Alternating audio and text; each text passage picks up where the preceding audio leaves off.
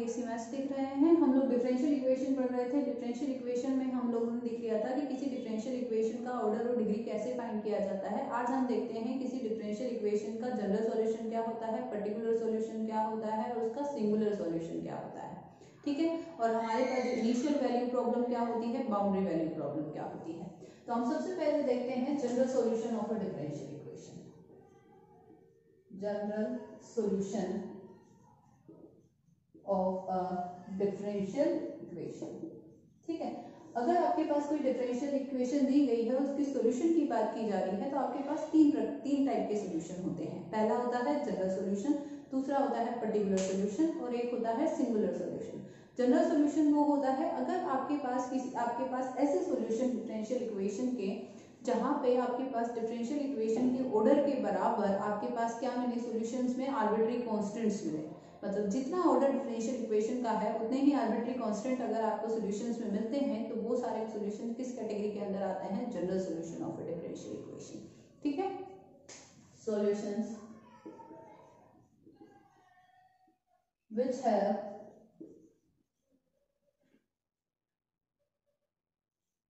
number of arbitrary constants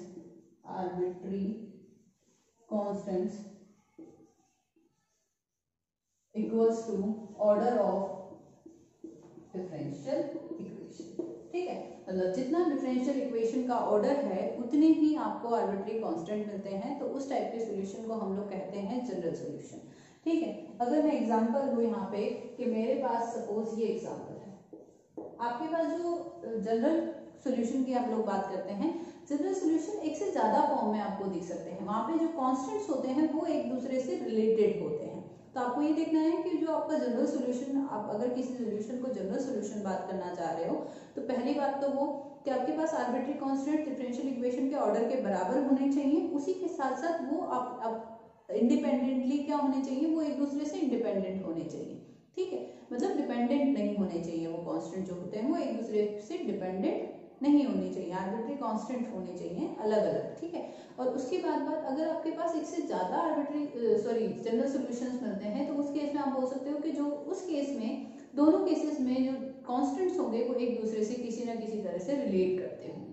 ठीक है, जैसे कि मेरे पास एक डिफरेंशियल इक्वेशन है d2y/dx² plus a² y equals to 0। Suppose ये मेरे पास कोई इक्वेशन है।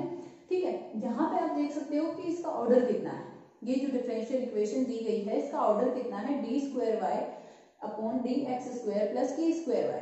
ये इक्वेशन है, इसका ऑर्डर आप लोग देख सकते हो। तो ऑर्डर कितना होगा, ऑर्डर कैसे फाइंड किया जाता है डिफरेंशियल इक्वेशन का? ऑर्डर फाइंड करने के लिए हम हाईएस्ट ऑर्डर डेरिवेटिव देखते हैं और उसको जितनी बार डिफरेंशिएशन हो रखा होता है वो उसका ऑर्डर होता है। तो ये मेरे पास कौन से ऑर्डर की डिफरेंशियल इक्वेशन है, सेकंड ऑर्डर की। ठीक है, ऑर्डर कितना है इसका, सेकंड ऑर्डर की इक्वेशन है। तो डिफरेंशियल इक्वेशन में हमारे पास एक टॉपिक होता है differential equation with constant coefficient. तो ये वो वाली इक्वेशन है, हम आगे पढ़ेंगे। तो इसका सॉल्यूशन जो होता है यहाँ पे, तो आप इसको लिखोगे d² plus k² y equals to 0। That means इसकी ऑक्सिलरी इक्वेशन बन जाएगी m² plus k² equals to 0। That means ये हो जाएगा m equals to plus minus k। तो जो आपका सॉल्यूशन होगा y इक्वल्स टू वो हो जाएगा आयोटा के। ठीक है, ये हो जाएगा प्लस माइनस आयोटा के। तो आपके पास जो सॉल्यूशन होगा c1 cos kx plus c2 sin kx। ठीक है, आपके पास जो सॉल्यूशन होगा वो ये हो जाएगा इस डिफरेंशियल इक्वेशन का। अब आप देख सकते हो कि जो आर्बिट्री कांस्टेंट्स हैं वो कौन कौन से हैं, c1 और c2 दोनों क्या हैं, आर्बिट्री कांस्टेंट्स। एक फॉर्म तो ये हो गई आपके सॉल्यूशन की, और आप इसी को इस तरह से लिख सकते हो y equals to c cos kx plus d। ये दूसरी फॉर्म हो गई। इन दो फॉर्म से आप क्या लिख सकते हो, यहाँ पे किसी भी इक्वेशन को आप लोग लिख सकते हो। तो यहाँ पे जो ये c एंड d है वो क्या है, कॉन्स्टेंट्स। क्या है, C और D आपके आर्बिट्री कांस्टेंट्स हैं। तो मैंने क्या बोला कि आपके पास जो जनरल सॉल्यूशन होता है वो एक से ज्यादा फॉर्म में हो सकता है। तो यहाँ पे आप देख रहे हो कि ये जो इक्वेशन थी आपके पास सेकंड ऑर्डर की डिफरेंशियल इक्वेशन थी, इसके एक से ज्यादा जनरल सॉल्यूशन इक्वेशन मैंने निकाली है, मतलब दो टाइप से इसको लिखा जा सकता है। तो उस केस में आप बोल सकते हो कि ये दोनों जो कॉन्स्टेंट्स हैं ये एक दूसरे से रिलेट करते हैं किसी न किसी तरह से, ठीक है। तो हम लोग बोल सकते हैं जनरल सॉल्यूशन एक से ज्यादा हो सकते हैं, एक से ज्यादा तरीके से लिखे जा सकते हैं, ठीक है।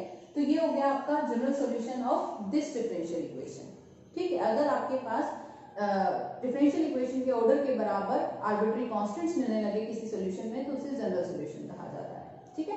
अब हम देखते हैं कि कोई इक्वेशन का पर्टिकुलर सॉल्यूशन कैसे क्या होता है। पर्टिकुलर सॉल्यूशन की हम लोग बात करते हैं, तो पर्टिकुलर सॉल्यूशन देखने के लिए हम लोग क्या बोलते हैं, particular solution of a differential equation. अगर मैं बात करूं यहाँ पे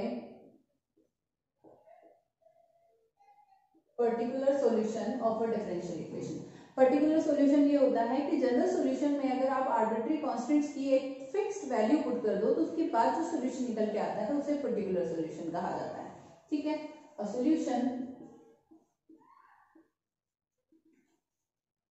solution which can be get by putting fixed values of constants, ठीक है। कांस्टेंट्स के हम लोग अगर कोई फिक्स वैल्यू पुट कर दें तो उसके बाद जो सॉल्यूशन निकलता है उसे पर्टिकुलर सॉल्यूशन कहा जाता है। जैसे कि सपोज अगर मेरे पास यही इक्वेशन है और इसी का मैंने ये निकाल दिया तो ये क्या है इसकी जनरल सॉल्यूशन, ये तो क्या है इसकी जनरल सॉल्यूशन, ठीक है। अगर इसी का पर्टिकुलर सॉल्यूशन मैं देखना चाहती हूँ, पर्टिकुलर सॉल्यूशन, तो पर्टिकुलर सॉल्यूशन क्या होता है, जनरल सॉल्यूशन में ही आप लोग which can be get by putting fixed value of constants in general equation, in general solution। ये भी आप ये भी होता है कि जनरल सॉल्यूशन में अगर आप कांस्टेंट की कोई फिक्स वैल्यू पुट कर देते हो तो उसके बाद जो हमें सॉल्यूशन मिलता है उसे पर्टिकुलर सॉल्यूशन कहा जाता है। तो पर्टिकुलर सॉल्यूशन क्या हो जाएगा, अगर मैं यहाँ पे if c equals to 1 and d equals to 0 ले लूं तो मेरे पास जो पर्टिकुलर सॉल्यूशन होगा वो y इक्वल्स टू हो जाएगा cos ax। This called particular solution of this differential equation, ठीक है। जनरल सॉल्यूशन में अगर आप कांस्टेंट की एक फिक्स वैल्यू पुट कर देते हो तो उसे हम पर्टिकुलर सॉल्यूशन कहते हैं, ठीक है। तो ये हो गया आपका पर्टिकुलर सॉल्यूशन।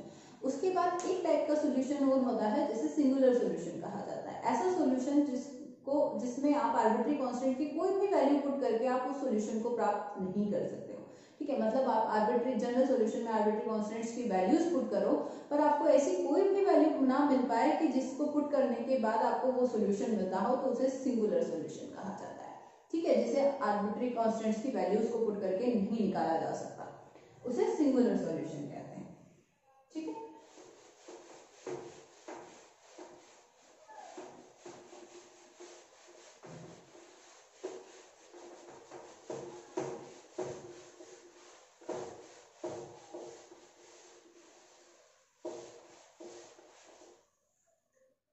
थर्ड टाइप का जो सॉल्यूशन है हमारे पास वो है singular solution,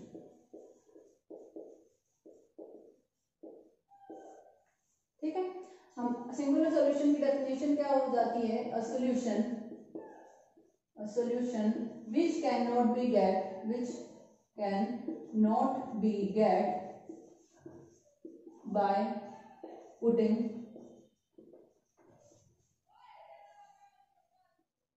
any values of constants in general solution. मतलब ऐसा सॉल्यूशन जिसमें आर्बिट्री कांस्टेंट्स की आप कोई भी वैल्यू डाल के उसे नहीं निकाल सकते हो, ठीक है। मतलब आपको आर्बिट्री कांस्टेंट्स की कोई भी वैल्यू डालने के बाद वो सॉल्यूशन नहीं मिले तो उसे हम लोग सिंगुलर सॉल्यूशन कहते हैं। इस टाइप के भी हमारे पास एक चैप्टर है वो हम लोग देखेंगे, ठीक है। जो हमारे पास होता है only P and only Q वाली इक्वेशंस जो होती है हमारे पास, ओनली एक्स के लिए सब solvable for P, solvable for X, solvable for Y, उस टाइप का चैप्टर है। हम लोग उसमें देखेंगे कि आपके पास सिंगुलर सॉल्यूशन आप लोग कैसे फाइंड करते हो किसी भी इक्वेशन का, ठीक है। अब हमारे पास जो नेक्स्ट है वो है आपके पास की इनिशियल वैल्यू प्रॉब्लम क्या होती है। इनिशियल वैल्यू प्रॉब्लम मतलब कोई भी डिफरेंशियल इक्वेशन दे रखी है तो उसे हम लोग दो टाइप की प्रॉब्लम्स में डिवाइड कर सकते हैं। एक होती है इनिशियल वैल्यू प्रॉब्लम, अगर आपके पास इक्वेशन के साथ कुछ कंडीशंस दे रखी हैं, ठीक है, मतलब आपको एक रीजन दे दिया जाए, उस रीजन की अगर आपके पास रीजन में कुछ कंडीशंस दे दी जाए तो उन कंडीशन के अकॉर्डिंग हम दो टाइप्स में इक्वेशंस को बांट सकते हैं। वो हो जाती है इनिशियल वैल्यू प्रॉब्लम और एक हो जाती है बाउंड्री वैल्यू प्रॉब्लम, ठीक है। तो इनिशियल वैल्यू प्रॉब्लम क्या होती है एक्चुअल में कि अगर आपके पास if conditions are given at a single point, ठीक है, अगर आपको एक ही पॉइंट पे कंडीशंस दी गई हैं तो वो इनिशियल वैल्यू प्रॉब्लम होती है। जैसे कि सपोज मेरे पास यही दे दिया, मेरे पास इक्वेशन है d2y by dx square plus k square y equals to 0, ये कोई इक्वेशन है मेरे पास, ठीक है, और इसके साथ मुझे कंडीशन दे दी कि y dash 0 equals to 1 and y 0 equals to a suppose. तो यहाँ पे देखो आप इसे इनिशियल वैल्यू प्रॉब्लम क्यों कहा जाएगा, क्योंकि एक सिंगल पॉइंट पे ही आपको दोनों कंडीशंस दी गई हैं।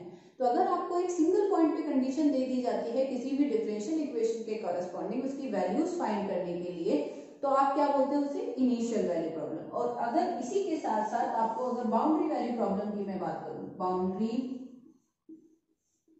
वैल्यू प्रॉब्लम, ठीक है, इसे कहा जाता है IVP और इसे कहा जाता है BVP, ठीक है। बाउंड्री वैल्यू प्रॉब्लम क्या होगी कि ऐसी इक्वेशन जिसमें आपके पास जो कंडीशंस दी जाती हैं आर्बिट्री कांस्टेंट्स की वैल्यूज निकालने के लिए वो एक से ज्यादा पॉइंट्स पे दी जाती हैं, तो उसे बाउंड्री वैल्यू प्रॉब्लम कहते हैं। If conditions are given at more than